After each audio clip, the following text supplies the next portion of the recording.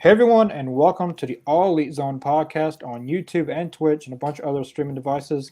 We're here for the AEW Rampage live reaction, but before the Rampage live reaction, we have a special guest. AEW referee Bryce Remsburg is here.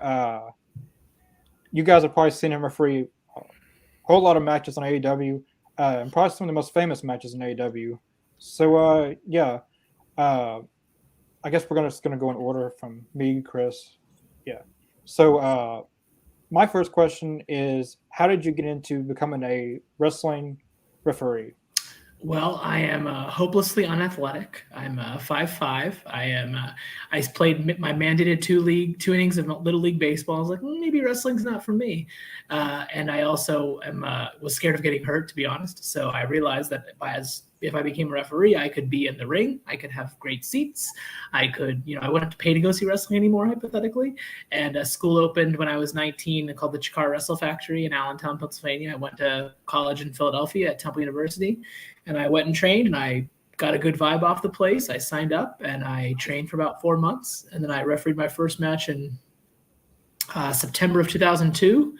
And I did about 16 or 17 years on the indies. And then the AEW came along and fell from the sky. And I'm very, very happy. I quit my day job, and I have the coolest job in the entire world. So I'm right place, right time. Very lucky, very happy to be here. I used to, when the Young Bucks were on the Indies, they used to come fly to Pennsylvania for Chikara, and I used to pick them up at the airport, take them to Wawa, check them to their hotels, show them around. And I guess when AEW opened, they remembered me, and they thought I wasn't a total zilch, and offered me a chance.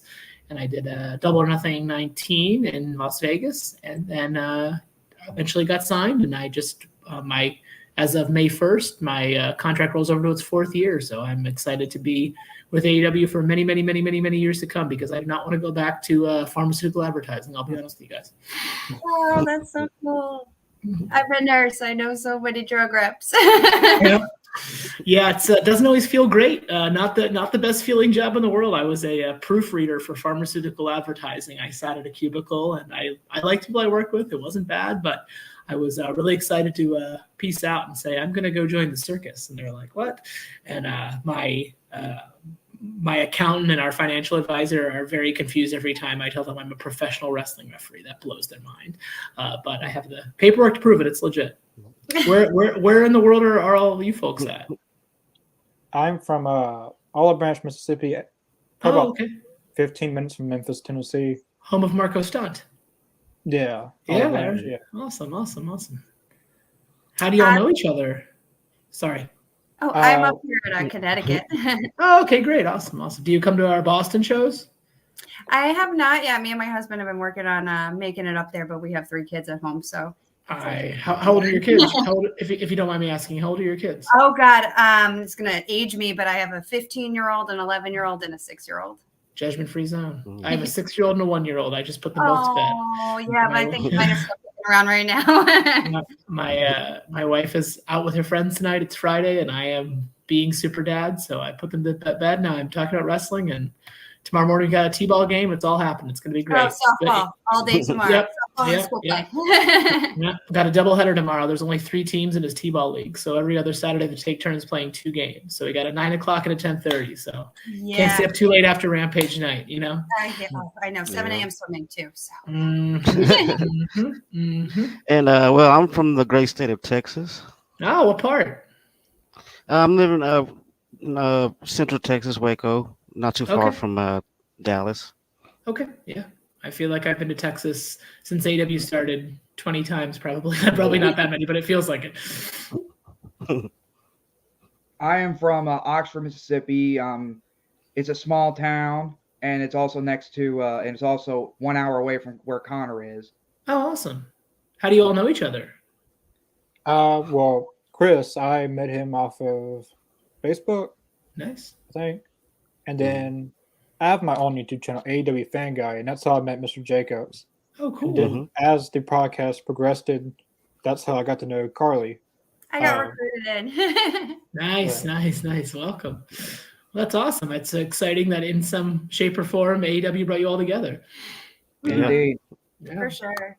And thanks for the recommendation of Darby Allin, because I do have a Darby Allin haircut. Oh, nice. Yes, it's very cool. Very cool. I find myself doing a lot, refereeing a lot of Darby's matches. I think it might be because I am the shortest referee of the bunch, and I make him look tall, perhaps. But it's never a dull moment when you're refereeing a Darby Allin match. I don't doubt that. Keeps me on my the older I toes. get, the more I watch Darby, the more my stomach drops, and I'm just like, oh God. Yeah, some of that stuff Yeah. looks even grosser up close. I'm here to tell you. I don't know how he walks away sometimes. Yeah. I guess it's my turn to ask a question, Connor. Awesome. Am I right? Let's do it. Yeah, we're going in order. Okay. Well, Bryce Remsburg, my question to you is, well, I remember watching Ruby Soho's debut in AEW, and Mhm. when I saw you and her, well, I mean, are you? I'm not trying to be personal, but are you guys friends or? We're very good Okay, know each other. friends. No, I think I when she started training in maybe 2007 or 8, I might have refereed her third or fourth match. She was training out in Indiana and came out to Pennsylvania, and I know her trainer, and she knows my trainer, and we go way, way, way back. And she wrestled for Chikara, the promotion I worked for in the Indies for a long time. And then she got signed. I was so proud of her, and I was kind of like, well, I guess, good for my friend. I guess I'm not going to see her much anymore. And then I helped put her in contact with Cody Rhodes to help get her foot in the door. Not that anyone needed to go to bat for her because she's awesome. Everybody knew that. And when she won, I was great to see her, and she was nervous, and we had to sneak her in the building and everything, which was very exciting. And after she won and I got in the ring, she didn't know it was going to be me, I think. And she was already emotional, and she saw me, and we just had this very real moment between friends, because I've known her for 12 or 13 years, and I've always been a fan of hers, and I'm so proud of her, and I've always looked up to her and admired her and everything she does. And it was just a great moment. And it was in the Rampage opening for a while, which is kind of cool. My son thought that was really neat. Yeah. So no, it was just a lovely moment, and I will happily talk about Ruby Soho for the rest of my life, because I'm a big fan of hers. I don't think we've quite even scratched the surface of what she has to offer. Now that's a destination unknown right there. There it is. That's true fact. I did read in an article that you and Paul Turner are also travel. Do the travel? That's true. Do you guys do that? I'm the travel manager, and Paul works in the travel department. Yeah, it's true. Is that I've learned a lot about now that you have such an extensive roster? Yeah. No, we have a third helper that is not a referee. She lives in Los Angeles. Her name is Emily. So once they grew, I was like, we might need a little depth in department. We have some drivers that work under us, and we have I've learned a lot about private jets and car service, and we book all the hotels for everyone. That's something that AEW offers that WWE does not. WWE guys book their own hotel rooms. We book the hotel for them. We book buses to get everyone from the hotel to the arena.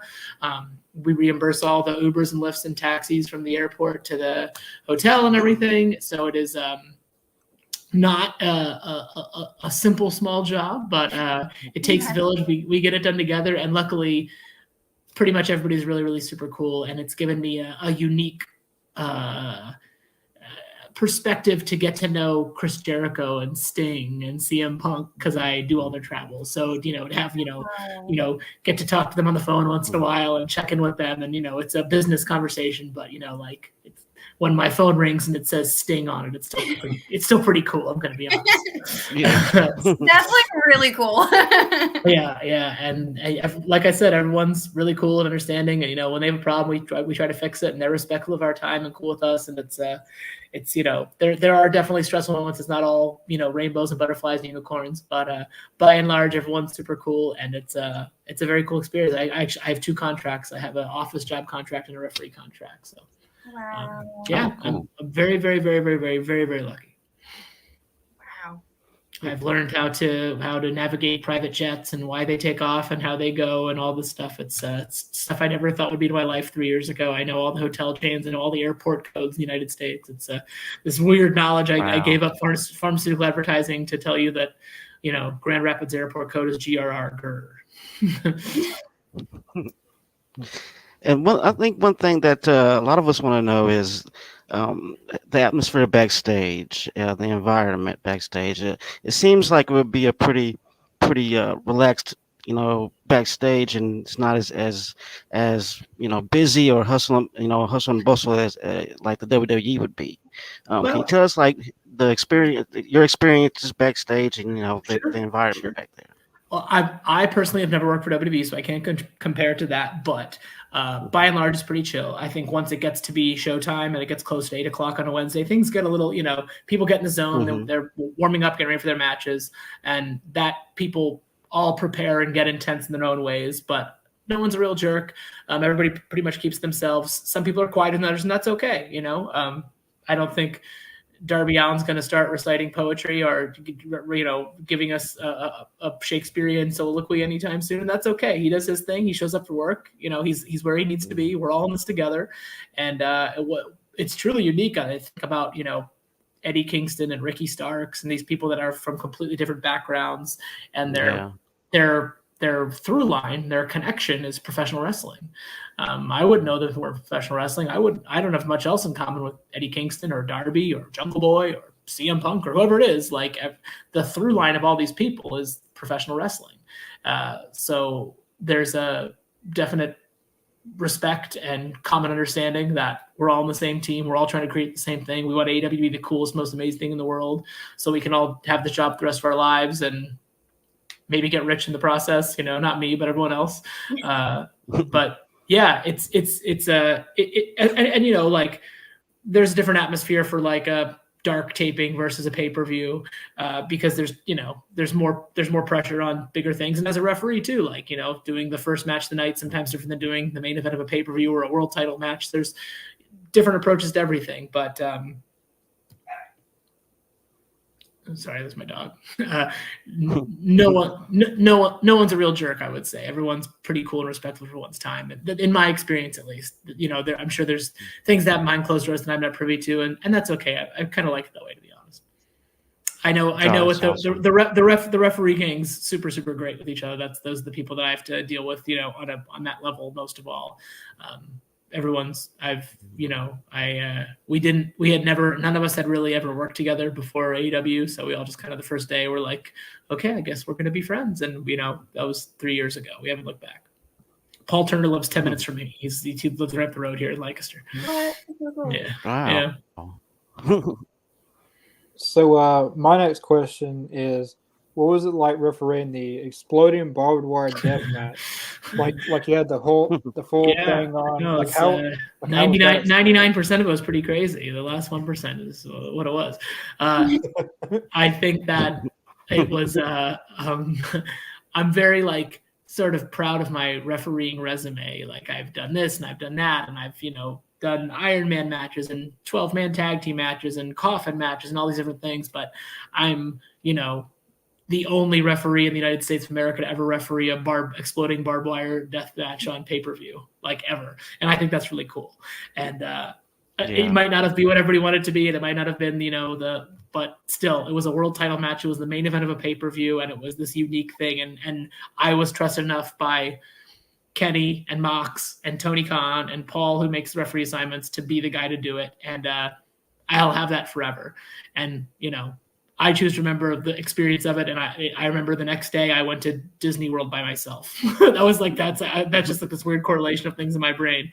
We had a day off in Jacksonville, and I rented a car and drove to Orlando, and Disney World, just kind of spent some time by myself. And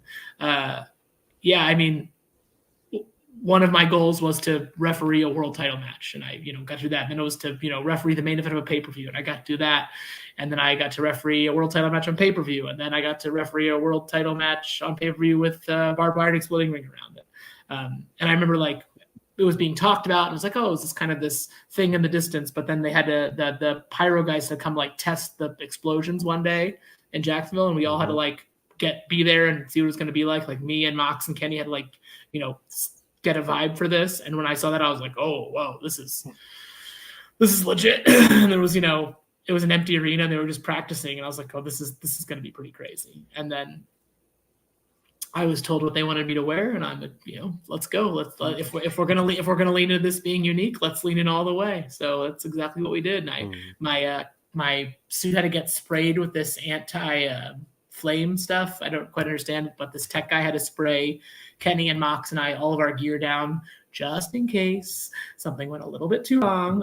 We wouldn't completely go up in flames, and luckily that didn't go wrong. So that we had that going for us. Yeah. All right. Have But it you was, let your kids watch that? No. No.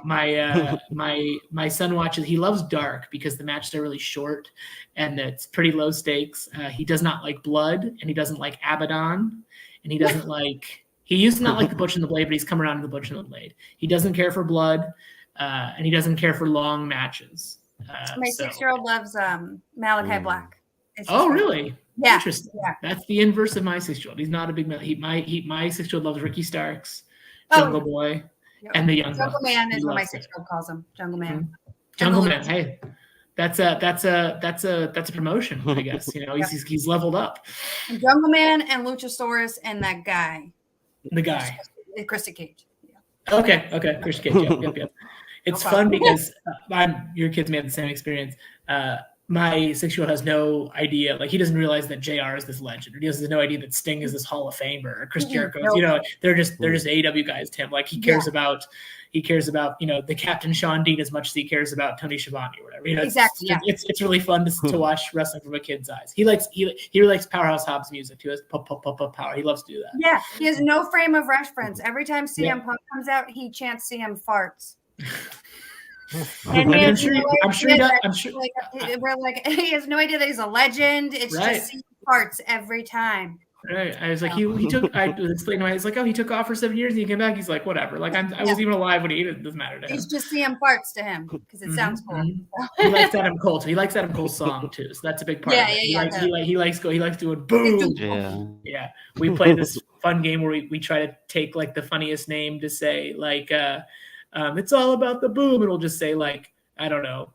I'm trying to think of a silly name. Yeah. Dick Trickle is a NASCAR driver. Like Dick Trickle, baby, and he puts all of his friends. He puts all of his friends' names there. There's a kid in his kindergarten class named Harvey Lurch. It's like all about the boom. It's like Harvey Lurch, baby. He thinks it's so funny. So we could do that for hours. So try it tonight with your kids or your friends or whatever. Just think of the most silly. Think of your accountant's name or your teacher or someone. Or, just put the most silly name in this tough guy situation. It's really fun to do. Right. Oh, that's funny. That's good. Yeah. It's all about the boom. Alex Marvez, baby. All right. Well, two things though, and I've been trying to do this to an AEW official. So first thing, okay. And in the center of the ring, at 5'5", weighing in at 145 pounds, he is an all elite wrestling official referee, Bryce Remsburg. Oh, wait till I tell Justin you're coming for his job. Yeah. I do some ring announcing. I even introduced Billy Gunn, not once, but twice. Oh, that's awesome. That's great. What promotions do you work for? Technically, I'm not in promotions right now. I just got into the ring, by surprise, or I auditioned on YouTube. Then I got the cut. Oh, well, congratulations. That's really cool. Yeah. And second, my question to you is, and I'm glad you did not take who's offer. I think it was a couple of weeks ago. Oh, yeah, New Orleans. Yeah. There isn't enough money in the world to shut him up. Yeah. But here's the thing, though, and I really hate to say this, but in alternative, what might happen if you did take MJF's offer? Well, here's the thing. Do you trust MJF? No. No, neither do I. So just because he said he's going to do something, I didn't think for a second he'd actually do it. He says a lot of things, right? So he's saying he's going to give me all this money or whatever. It's like, come on, man. The second you'd call his bluff, he wouldn't give it to you. So also, I think we all understand that MJF has, maybe not been completely honest with me or everyone in his past. And if I had a chance to stick it to him, maybe in a way, while still following the rules and doing my job. I mean, technically he was out of the ring, right? So I have no regrets. Let's put it that way. Well, that's a good thing though, because I don't like MJF. I wore this shirt tonight just for you, since you fully don't like support. him. Fully support. Where do I get one? Let's go. I'd love one of those. They're on Pro Wrestling Tees and All Elite shop, but well, anyway, let's go to Carly B's question. Carly? Oh, what did I have?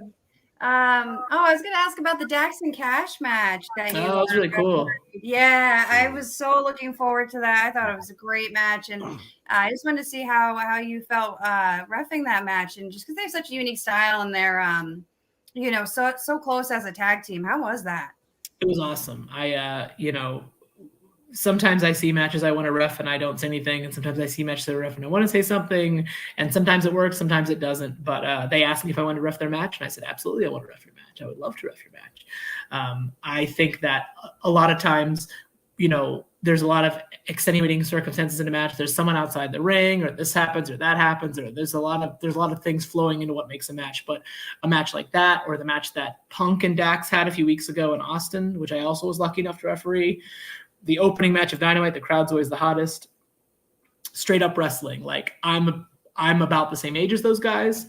I'm a big fan of the same things they are. Bret Hart, Owen Hart, the style, Mr. Perfect. There's so many callbacks in that match.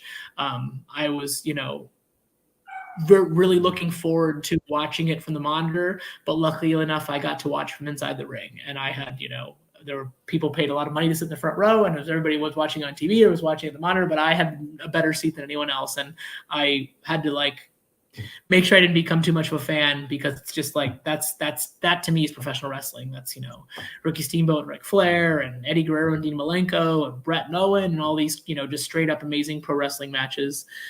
No chicanery, no funny business, no distractions, just a pro wrestling match. And it was an honor and a pleasure. And I told them both that on Wednesday. And if ever happens again, I hope I'm there in the next time as well. It was awesome. Did you guys enjoy it? Yes, oh my god! Yeah, I loved it.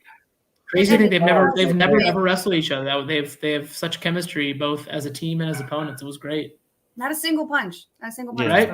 Right? How about that? Pro wrestling. I think they were. When you think about it, as a tag team wrestler is typically doing about half the work. You spend half the match on the apron, right. And the two of them, when they got to the back, were, I think, a little more tired than they're used to being, because they were doing 100% of the work against each other. So there was, definitely they were feeling it, I think, Thursday morning. But I think if you asked either of them, they'd tell you it was worth it. They do it all again. Thank you for asking about that. As long as you've been refereeing, I mean, I'm sure you have some funny stories of things that have happened inside the ring or out. Can you share any of those stories? Let me see if I can think of one off the top of my head.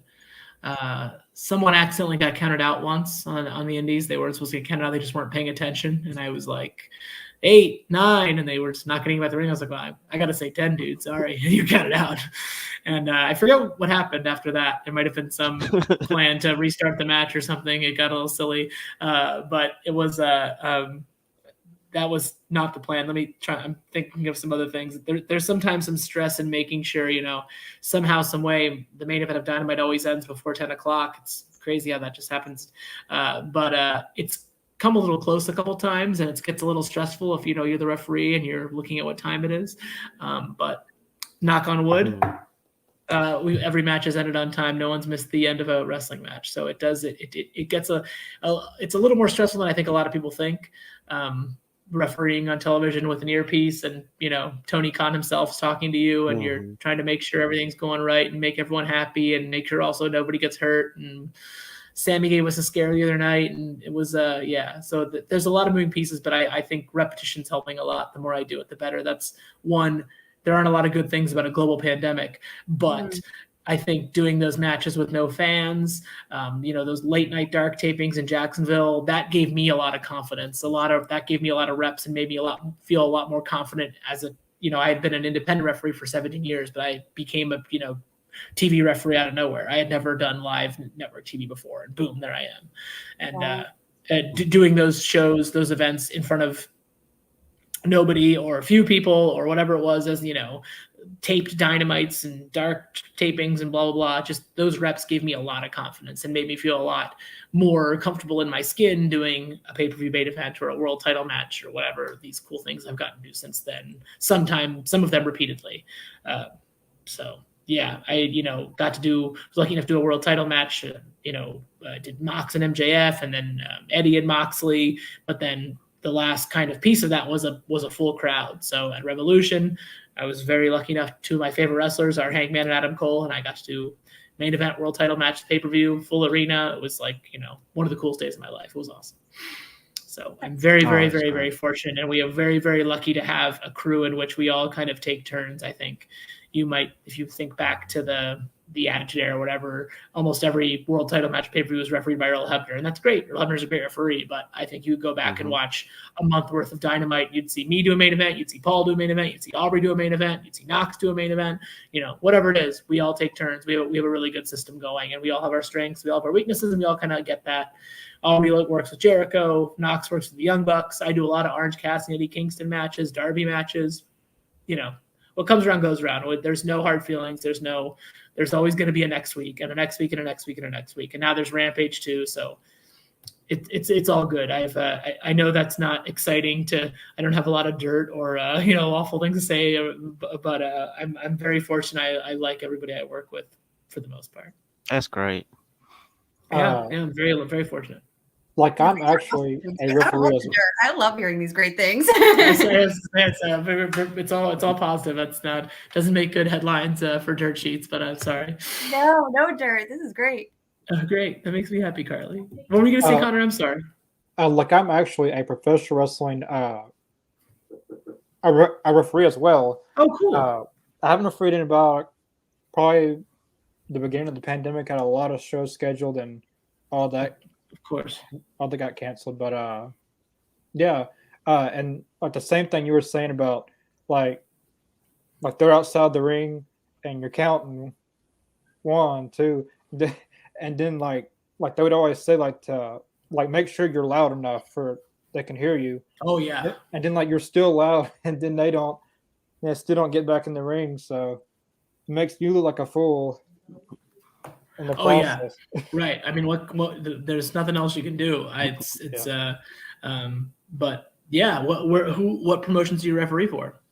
I haven't refereed in a long time, but I used to referee for the mainly in the Memphis, Tennessee area.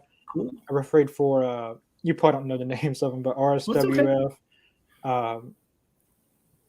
I refereed for almost Memphis Championship Wrestling from Memphis. I don't know if you've ever heard Yeah, that's really cool. I think Peter Avalon does those shows, maybe. Yeah. Yeah. My next question is: are you in the AEW console game? I don't know that. I don't know for sure, so I'm not going to say anything. How about that? There's a possibility of it. How about that?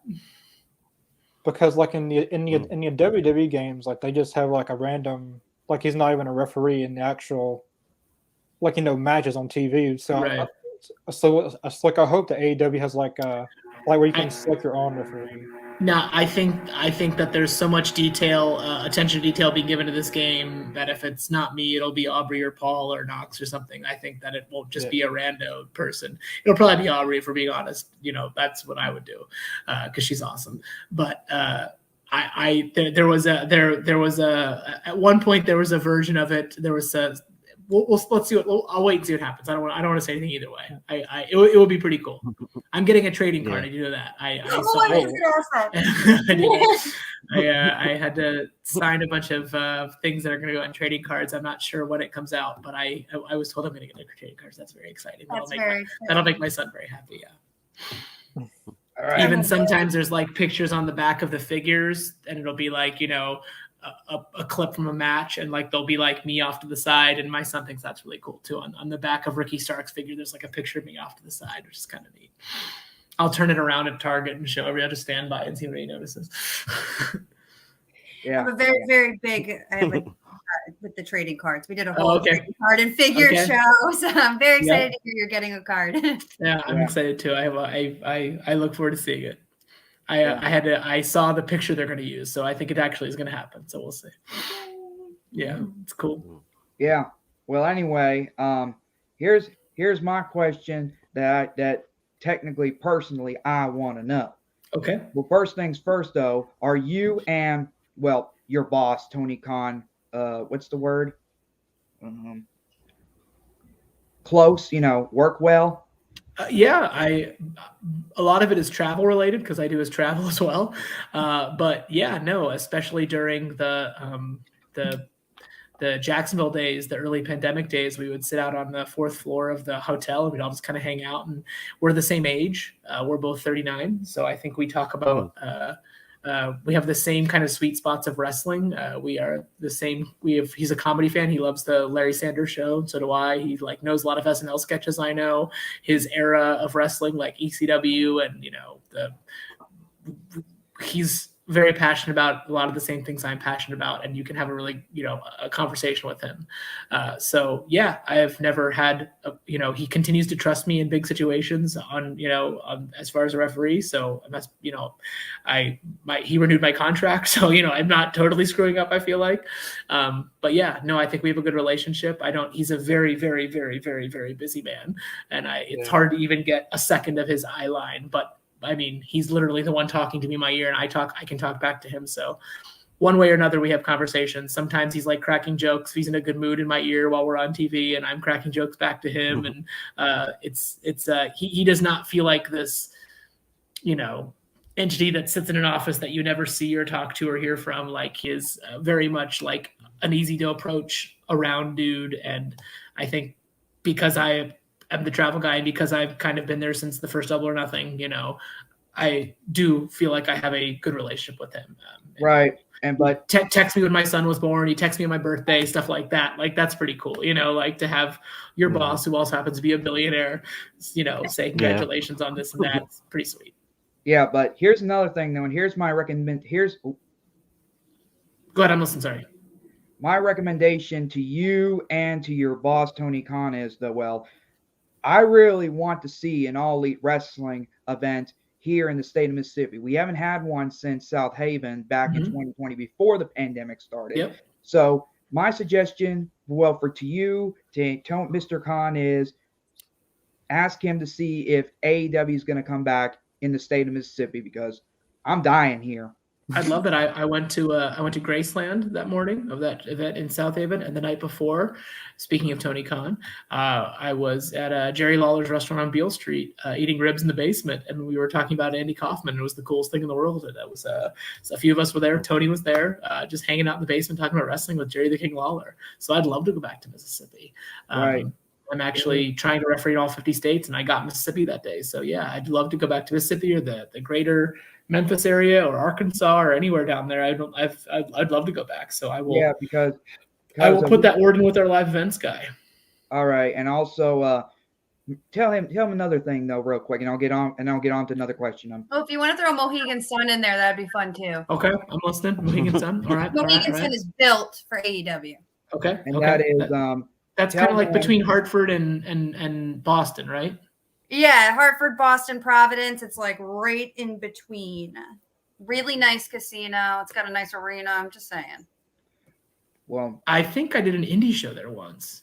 I think I did a Beyond show in a ballroom there. Yeah, the ballroom's smaller. Yep, they do little conventions and stuff. So I mean, for just growing cities. So tell the live event guy or Tony Khan this. The Bancorp South Arena, Tupelo, Mississippi, which is only 1 hour away from my home. It's a great arena. They did host a little bit of wrestling events back in the day, and one taping event before. And it would be great having AEW here in Tupelo. We could have a concession stand brawl. Hold on 1 second. I'm going to call my dog. She's crying about something. Hold on. Annie, okay? Oh boy. Annie? I'll be right back. Hold on. Sorry. I think I screwed up. No, you didn't screw up. In that case, I'll just sit here and be quiet. I think I might have questions.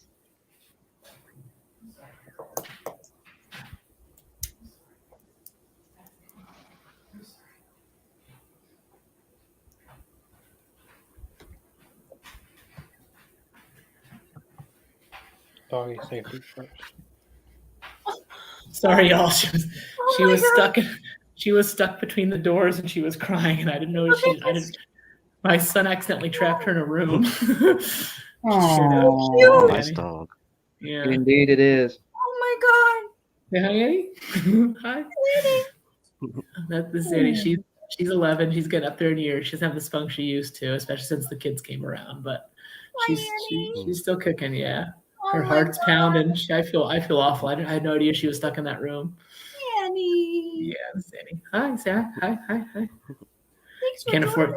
Annie. Yeah, you can't afford her, unfortunately. Her fee's ridiculous. Okay, I'm sorry I disrupted your question. I would love to go to Tupelo. Apologies for the interruption. You said something about a concession stand problem. Isn't that a famous concession stand brawl? Was in Tupelo, Mississippi? Oh, in yeah, the early '80s. Yeah. But tell my recommendation for the live event guy or Mr. Tony Khan, which I shall do that. I think last time y'all came to South Haven, like from the greater Memphis area in 2020. Yeah, January 2020. Yeah. So I think we're overdue. 2 years. 2 years. Let's do it. All right. I guess that's about it. Carly. Oh, I don't. What you got, Mr. Jacobs? You got any more questions? It's all good. It's almost time for Rampage anyway, friends. Go ahead, sure. So, when would you say you were bitten by the wrestling bug, as they call it? I was becoming a fan.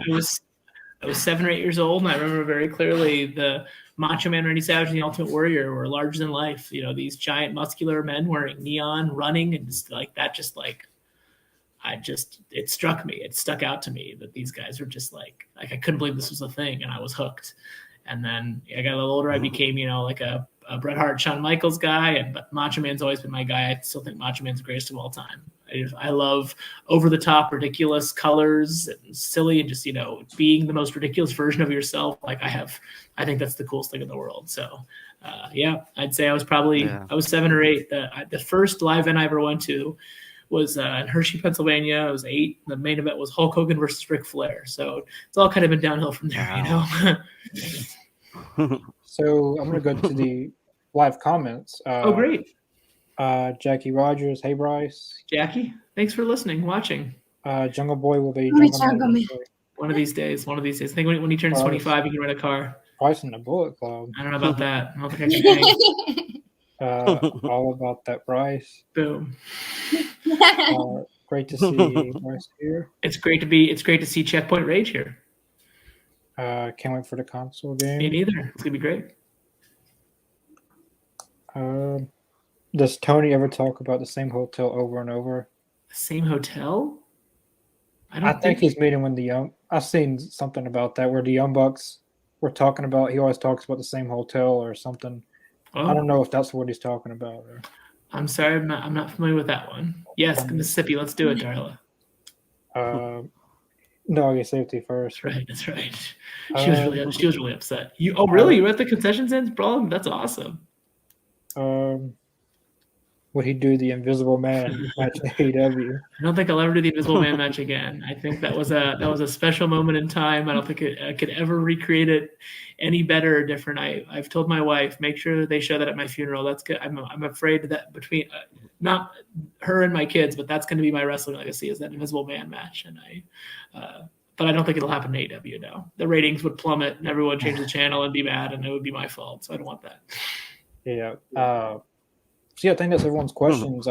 It's very great to have you on, Bryce. Thank you so much for having me. Who you got in Rampage tonight, Darby or Swerve? I got Swerved, but okay. Darby's gonna win. If you'd like me to spoil it for you, I was no. I'm not allowed to bet anyway. It's not becoming an official. I have to remain impartial. I like a lot of people like to post spoilers of Rampage, but I prefer to, as possible, not to see any spoilers. I've avoided them all this week. Congratulations! You only have to do 20 more minutes or 17 more minutes, so you're in. Really? He's right. Yeah, 17. The Bryce is right. Thanks so much for coming on. This has been great. Thanks for having me. What a delight. Thanks for the support. Thanks for spreading the good word. Yeah, we appreciate it. No, this is just people that you just enjoy what we do, and that's really refreshing. It's tough to have, have all these like micro conversations after the shows or in hotels or at airports, but to like actually sit down and talk to people that are fans of ours and appreciate me and us is a really great feeling and a really great way to segue into Rampage. So thanks for everything, and don't be strangers. Hopefully I'll see you in Connecticut or Mississippi one day soon.